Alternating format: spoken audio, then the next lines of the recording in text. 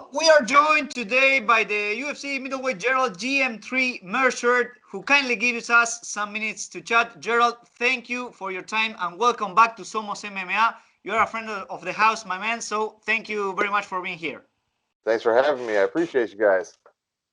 Well, Gerald, first of all, we are really glad to hear that you have beaten the COVID-19. So how are you, man? Tell us about that process. I'm doing good. You know, when I got it, obviously I was supposed to fight Ed Herman. Didn't get to do that, unfortunately. The UFC was very kind. They got me figured out transport back, which, you know, took a little bit, but made it through. Luckily for me, it wasn't that bad. You know, I had a stuffy nose for a couple days. Some people, you know, everyone's affected differently. Some people, it can be life-threatening, you know, have really serious conditions. Some people even lose their life. I was just very, very fortunate that I had very mild symptoms and, you know, I'm recovered and ready to go. Okay, and do you feel anything different after that? I mean, in your training, do you have any sequels or something, or you feel at 100%? Honestly, I feel fine. So that's what, you know, I think being healthy definitely helps. But again, I think I was just, you know, to be honest, kind of lucky. I mean, even when I got the positive test backs in the next few days, I probably could have fought. You know, I felt like, obviously, I don't want to give it to anybody, but if I would have felt that way physically, I still would have fought. You know, I've fought with colds worse than that before, you know, and I've been okay. So I just, you know, really the luck of the draw for me was really good in that one. And I, even after I got it and got back home, I kept training a little bit to stay in shape. So I'm ready to go for this fight coming up on the 19th.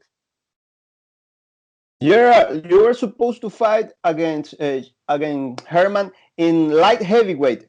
So to this fight, to your next fight, you're going down again to as a middleweight. Is any you have been any you have any problem with the weight cut or in this whole process between COVID and all this madness? I shouldn't. You know, my weight's probably about the same as what it would be anyway. I'm always kind of doing something, and unfortunately, before they rebooked me to fight Ed Herman again September 12th, and I was looking forward to giving him a fight, but it was just one of those things where I just kept testing positive, like for weeks at a time. And some people, you know, for me, it was like 3 or 4 weeks. For some people, it can be months. And after, you know, the 3rd or 4th positive test, I had talked to my trainer and my manager, and I was like, look, I don't want to go all the way back to Vegas, you know, waste my time, waste Ed Herman's time, waste the UFC's time, and have it, you know, blow up in everyone's face again if I keep testing positive. So at that point, we made a decision to, you know, call the fight before I had gotten a negative test. And then, you know, it just happened to be that after that, I started testing negative. So I knew I was in the clear. So luckily, now I can take this fight the 19th. And Gerald, well, let's talk about that. How is the training camp going on? How is all this process? Because with all these changes, this rescheduling, the COVID and all that, did all this affect your training or your preparation or not? It definitely hasn't been like a normal training camp, but for me, I don't really, you know, do camps. I just kind of train year round and I'll turn it up accordingly. But, you know, it affected me a little bit, obviously, and I had to quarantine myself, so I won't get to be in that team atmosphere as much as I'm used to. But man, I got like, you know, 40 plus fights. I know what I'm doing at this point. I can figure it out. As long as my weight is good, you know, my cardio still feels good. I've still been doing my strength and conditioning. I just did a cardio circuit the other day. My heart rate's right where it should be with my work output and everything like that. So, you know, I've got enough, I got enough skills. I fight efficiently enough, and I've been around long enough that a short camp is a short camp. Sometimes it happens. I'm ready to go out there and fight. The news about your fight against Chimaev hit us in 2 days ago. When do you hear about the fight? When do you hear the news? I heard about it like a day before they started posting it online. So I pretty much heard about it when you guys did.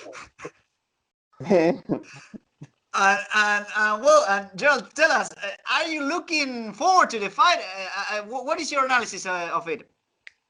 I'm really looking forward to it, honestly. You know, he's a young, hungry kid. He's tough, no denying that. But he really hasn't fought anybody. You know, he fought a lightweight coming up to welterweight in his debut in the UFC for one of his fights. Smashed that guy, which he should have. and then he fought another middleweight who had a rough weight cut, and it was John Phillips, and he's, he can be dangerous on the feet if you're not super skilled. Not saying he's a bad fighter, but he just kind of slugs on the feet. And obviously, Chimaev is a grappler. So if you take him down, you kind of neutralize all his weapons, and he just kind of wore on him and submitted him. So I don't think he's really fought anybody. Obviously, he has fought in the UFC that's, of a next step up, which I think I am.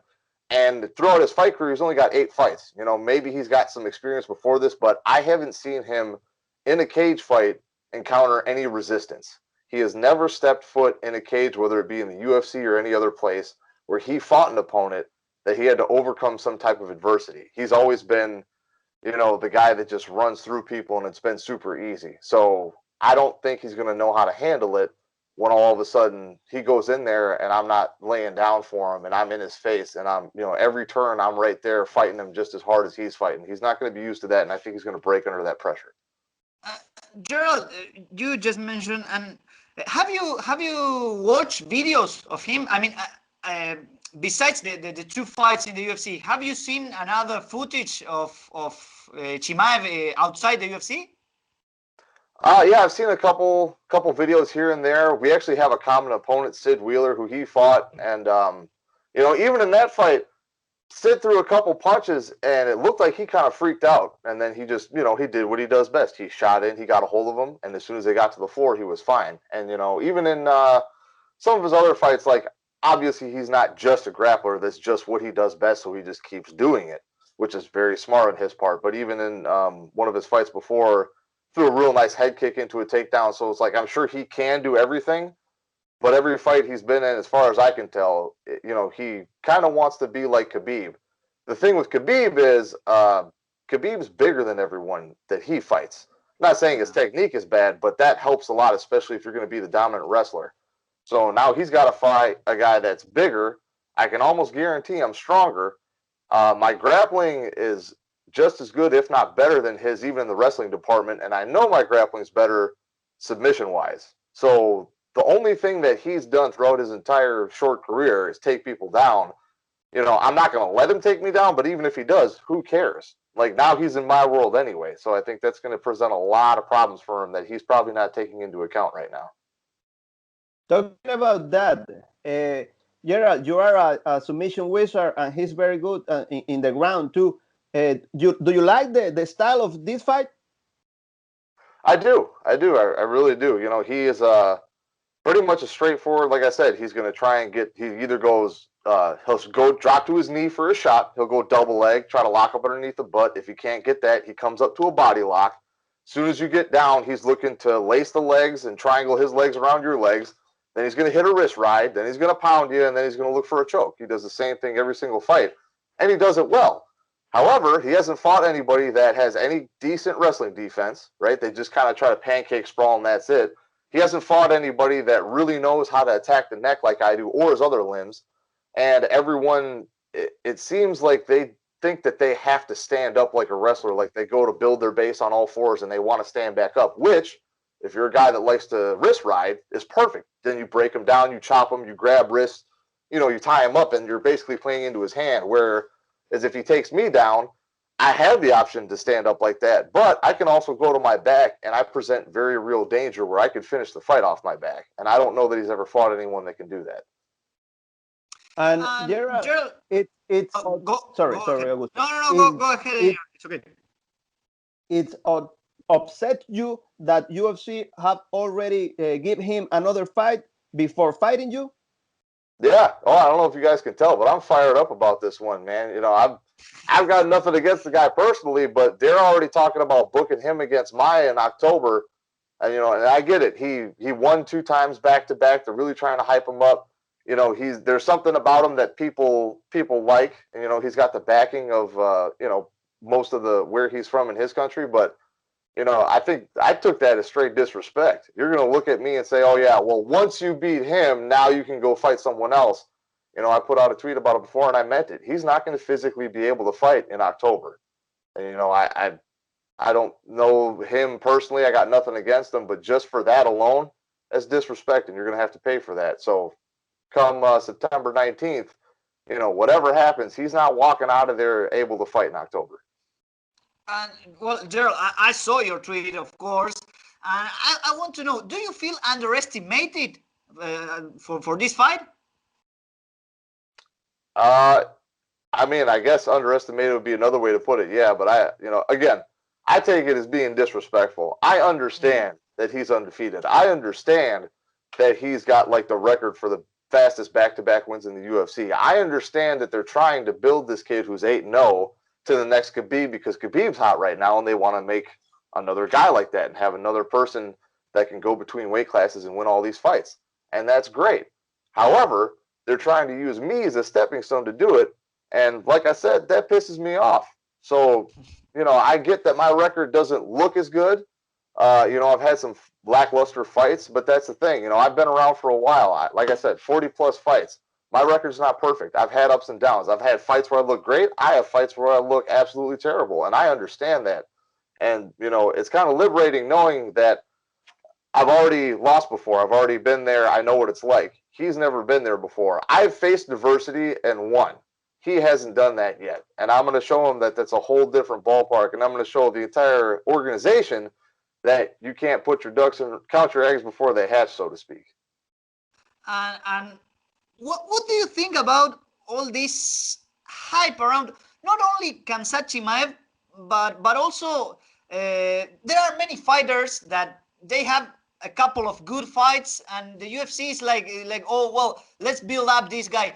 Do you like that thing about the UFC? What do you think about that? I try not to think about it too much in terms of me liking it or disliking it, but it's a smart business. If you see somebody that the public kind of gathers around, you're going to take that and try to cultivate it and make as much money as you can to make that guy a superstar. And that's always been the game plan. I get it. And I am very at peace now knowing that I'm never going to be that guy. You know what I mean? I've got double-digit losses now. It is what it is. I've got a lot of wins to go along with it, but anyone looks at my record, especially the normal person, they're going to be like, oh, well, this guy has no losses. This guy has a bunch of losses. I'm going to go with the guy with no losses. That's fine. I get it. I'm going to have to be, the Cinderella man. I'm going to be the comeback story. I'm going to be the guy that didn't give up and just worked hard and eventually got his way there. Because at the end of the day, records don't mean anything. This isn't like boxing where you get coddled until you're ready to fight for a title. I've fought, a lot of tough guys. I've beaten some tough guys and I've lost to some tough guys, and I'm ready to stop losing altogether. So if this is the fight that, helps break me out of that funk and get me back on track, then I'm all about it. Yeah, and you have 2 weeks to this fight. You think you're gonna be on point for this one? For this one? I'll walk outside my door right now and fight him if he can get here. I don't need 2 weeks. I need 10 minutes to get my cup out of my mouthpiece in. That's all I need. Nice. I like that. Gerald, well, you have talked about your record. I mean, you have 44 fights in your career. That's 5 times the experience of Chimaev inside a cage. How do you think that you can take advantage of that on your fight? Obviously started fighting in 2007, and that's not super long ago, but it's not super recent either. And back then we still had a lot of guys that were, one style of fighter, especially coming up on the regional scene. So I fought plenty of guys that were just wrestlers or just jiu-jitsu guys and strictly grapplers that are just going to try and hold on to you and hang on to you. So I've seen that before. And like I said, he's fought some okay people, but I don't think he's fought anybody to my level that can actually, strike a little bit and has a really good ground game. And even though I wasn't a wrestler per se, like in high school or college, I trained with a lot of very high level wrestlers after the fact, and I picked up a lot of little tricks. And, there's some times where I don't use it. I might, give up a takedown here or there to create a scramble, which sometimes it works out, sometimes it doesn't. But, I think I'm going to be able to defend his takedowns and get to positions to set up submissions that he's not used to seeing. And Gerald, talking about the future, right? If you get the win and taking into account that Demian Maia has been offered to Kamzat Chimaev, if you get the win, would you like to get that fight against Maia, or you have someone else in mind? If Maia came back up to 85, then yeah. But ain't no way in hell I'm cutting to 170. I know that much. So, I won't look past Chimaev. Look, all I'm concerned about is him on September 19th. Whatever happens after that, happens after that. Right now, I'm on a one-track mind. I'm not going to, I feel disrespected, and I want to go punish that guy, but I'm not going to look past him. He's super tough. I know he's hungry. He wants it. And even though I feel like I will mentally break him in the fight, it's going to take a lot. Like, I can see it in his eyes when he fights. He doesn't want to give up. He insists on creating the positions that he wants in fights, and it's very, very difficult to throw someone off like that who's that mentally strong. So it's going to be a challenge, but guess what? It ain't the first time that I've taken an undefeated prospect and put him to sleep before, so I'm looking forward to it. What about a light heavyweight, Gerald? You're trying to go up there again? I wouldn't mind, like, if they needed another quick fight. I know the Ed Herman one just kind of happened. They needed to give him a fight. I think I don't know exactly what happened. Maybe his contract was the time allotted for fights was coming up or what it was. But there's certain fights I wouldn't be opposed to it. Some of those dudes are freaking huge. I mean, there's big dudes already at 85, 205 are even bigger. So some of them I'm not opposed, but I'm comfortable staying at 185 for now. Okay, and Gerald, talking about the rest of the year, would you like, if everything is okay on September the 19th, would you like to make a quick comeback before the end of the year, or you prefer to wait? Was it September now? So if everything goes like perfectly, I go there, I smoke this dude, no injuries, I feel fresh as a daisy. I wouldn't be opposed to coming back in like November, December, closing out the year that way. But otherwise, again, not thinking too much past it, so we'll see what happens. Gracias por visitar Somos MMA en YouTube. No olvides suscribirte a nuestro canal y activar las notificaciones para seguir disfrutando de nuestro contenido.